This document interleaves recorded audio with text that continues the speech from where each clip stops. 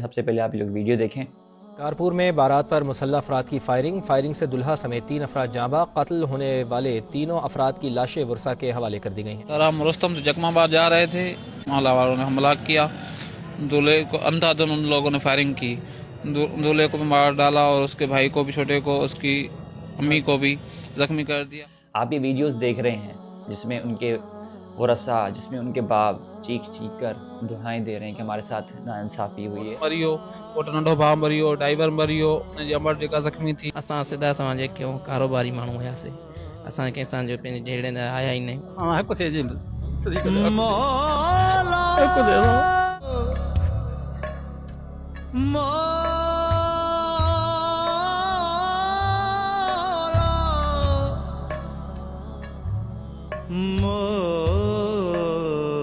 السلام علیکم ناظرین، کیا آپ نے کبھی ایسا سنا کہ ولیمے کے دن جنازہ اٹھایا جاتا ہے؟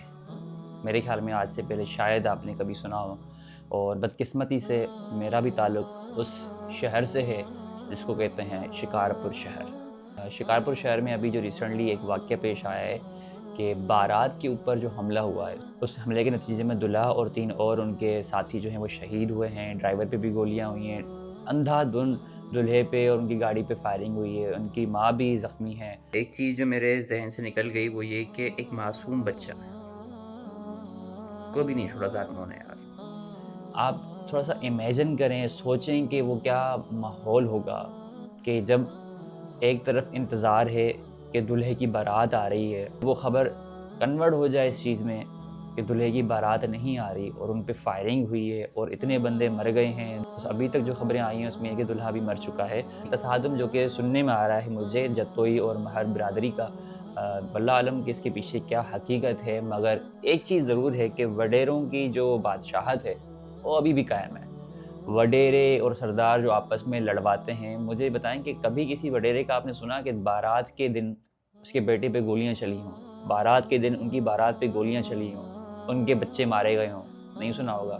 ان میں میں جانتا ہوں کہ ہماری عوام بیوقوف ہے، ہمارے لوگوں میں سے کچھ ایسے بھی ہیں جو کہ جاہل طبقہ بھی ہے، جو کہ ان چکروں میں آ کے ایک دوسرے کے گھر جو ہے تباہ اور برباد کرتے ہیں۔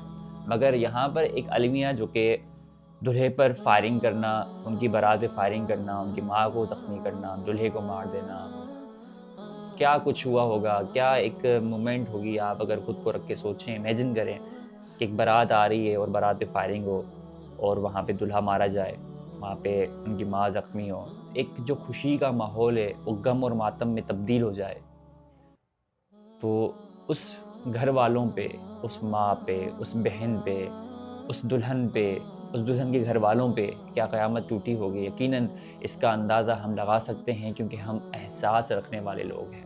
یقیناً آپ بھی احساس رکھنے والے لوگ ہیں، آپ اس دکھ کو، درد کو سمجھ سکتے ہیں، مگر آج کے حکمران، آج کے یہ وڈیرے، سردار، بھوتار، یہ جاگیردار، یہ اس چیز کو کبھی نہیں سمجھتے۔ یہ سمجھتے ہیں کہ بھیڑ بکریاں آپس میں لڑوائیں، ان کو لڑوا مروا کے ختم کرو۔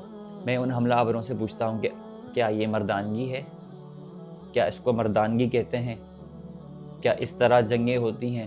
کیا اس طرح جھگڑے ہوتے ہیں؟ جہاں پر خواتین پر، جہاں پر بچوں پر بھی تشدد کیا جائے، یہ ہمیں تو ایز اے مسلم ہمیں تو یہ تعلیم نہیں ملی۔ اگر آپ مسلمان نہیں ہیں تو پھر آپ کا جو مرضی چاہے کریں، مگر پھر بھی آپ اس طرح کی حرکتیں نہیں کر سکتے، قانون کو ہاتھ میں نہیں اٹھا سکتے۔ اگر ہم دوسری طرف پہ آئیں تو کیا یہ مردانگی ہے؟ کیا اس کو مردانگی کہتے ہیں؟ یہ نہ تو آپ لوگ سندھی ہیں، نہ ہی تو آپ مرد ہیں، کیونکہ ایک مرد ہمیشہ میدان میں مقابلہ کرتا ہے۔ ہاں، لڑو مرو، جاؤ میدان میں جا کے جو جنگ کرنی ہے کریں۔ اس میں بچوں کا کیا قصور ہے یار؟ اس میں خواتین کا کیا قصور ہے یار؟ وہ اس میں اس خوشی کے لمحے کا کیا قصور ہے جس کو آپ لوگوں نے ماتم میں تبدیل کر دیا؟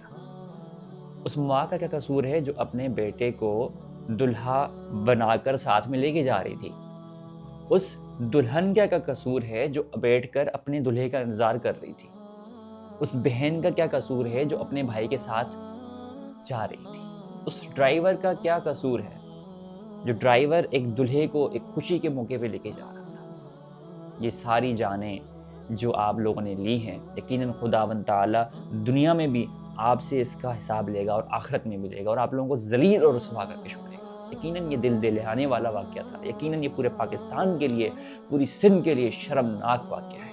اگر حکومت اور انتظامیہ اس چیز پہ ایکشن نہیں لیتی اور قاتلوں کو ان کے انجام تک، کردار تک نہیں پہنچاتی، تو میں سمجھتا ہوں ہمارے لیے یہ ڈوب مرنے کا مقام ہے۔ مجھے سمجھ میں نہیں آ رہا کہ میں کیا الفاظ ادا کروں، اس ٹائم پہ میرے پاس الفاظ کم ہیں۔ شاید میرا دکھ، شاید میرا درد اس نوعیت کا نہیں ہوگا جن پر یہ قیامت ٹوٹی ہے، اور اگر اللہ نہ کرے کہ اس طرح کی قیامت ہم پر ٹوٹے تو ہمارے پاس الفاظ نہیں ہوں گے، ہم بے بس ہوں گے۔ اور یہ شادی کا کارڈ جو کہ میں آپ لوگوں کے ساتھ اسکرین پہ شیئر کر رہا ہوں، اس طرح کا کارڈ شاید آپ لوگوں نے نہیں دیکھا ہوگا۔ ناظرین، یہ شادی کا کارڈ ہے جو کہ ابھی میں کوشش کرتا ہوں کہ آپ لوگوں کو پڑھ کے سناتا ہوں کہ یہ شادی کس کی تھی اور کس کے ساتھ تھی۔